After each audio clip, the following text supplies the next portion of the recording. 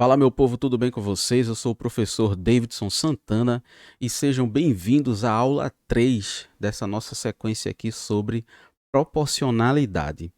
Nas aulas anteriores, nós vimos o conceito de razão e vimos uma aplicação do conceito de razão num pequeno problema. Nesta aula, você vai ver o conceito de proporção. Mas antes disso, não custa nada lembrar, tá certo? Que se você ainda não estiver inscrito aqui no canal, inscreva-se, tá certo? Tem um botãozinho vermelho logo aí abaixo. Clica no sino para ativar as notificações e já deixa o like marcado neste vídeo.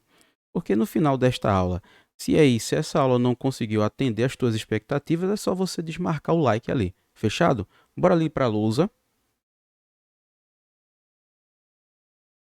Tá aí na tela para você, bem direto, tá? O que é uma proporção?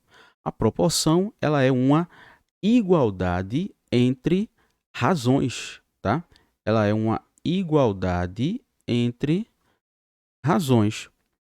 E aqui, ó, observe que eu tenho a razão A para B, a razão entre A e B, e a razão entre C e D. E aqui embaixo está dando a ideia de como a gente deve ler isso, tá? A gente lê da seguinte forma: A está para B, assim como C está para D. E aqui é importante destacarmos, tá certo? Os nomes dos termos de uma proporção, que é importante você saber os termos matemáticos envolvidos aqui para que você possa ter maior autonomia, você possa ter confiança na hora de trabalhar com estas coisas aqui.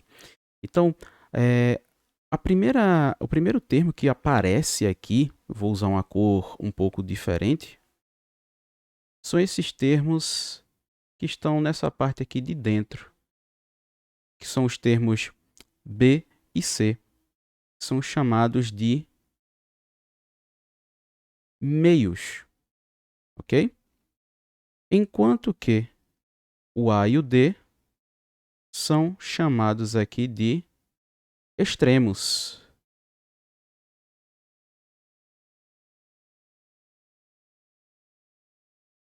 E aí uma justificativa do porquê esses aqui, o A e o D chamam-se extremos e o B e o C chamam-se meios, é que você deve se lembrar que, como isso aqui são duas razões, tá certo? Lembra lá da primeira aula, onde eu te mostrei uma maneira alternativa de escrever razões. Então, por exemplo, razão de A para B, a gente pode escrever nesse formato de fração ou desta forma aqui, ó, razão de A para B. E a razão de C para D, eu posso escrever nesse formato de fração ou razão de C para D, utilizando dois pontinhos aqui, tá certo? E aí observem bem, tá? Olhos da fé nisso daqui. O B e o C, eles ficam na parte de dentro, né? Eles ficam exatamente no meio. Então, eles são os meios.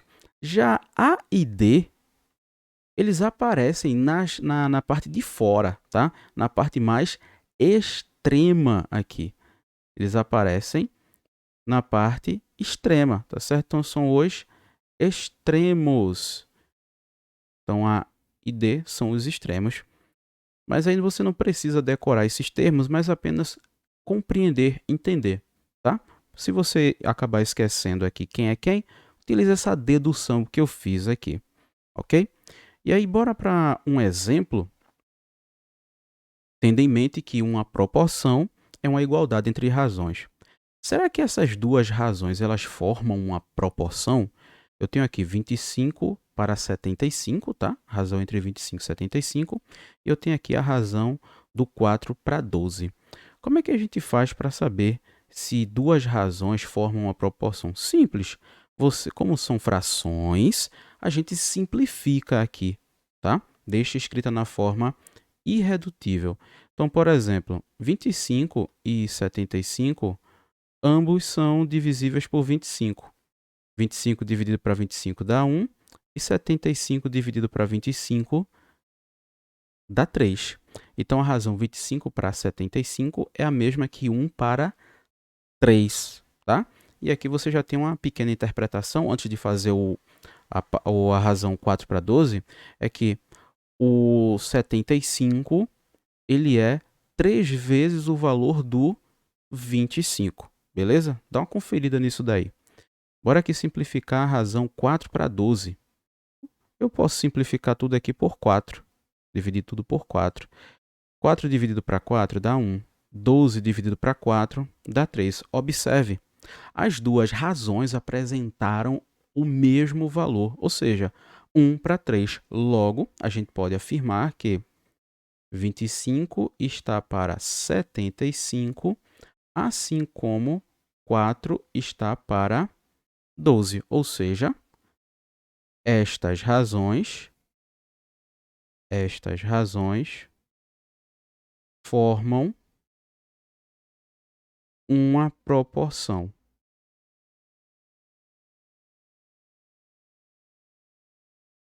Formam uma proporção, que nada mais é do que uma igualdade entre razões.